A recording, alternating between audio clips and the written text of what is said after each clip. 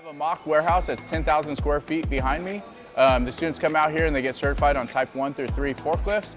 And then we practice with the forklifts, and we have 20-foot industry racks. And so they're able to practice their skills out here.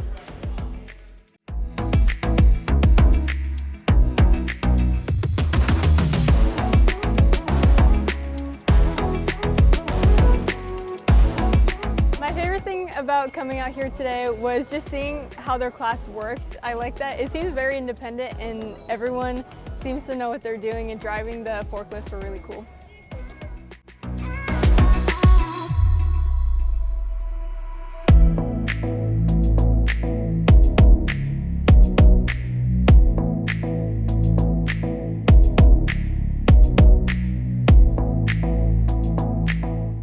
I think it's just really fun driving like the forklifts. I really like the one all the way in the back. It was really fun. The students are they're very nice and so helpful, and they're just really good instructors.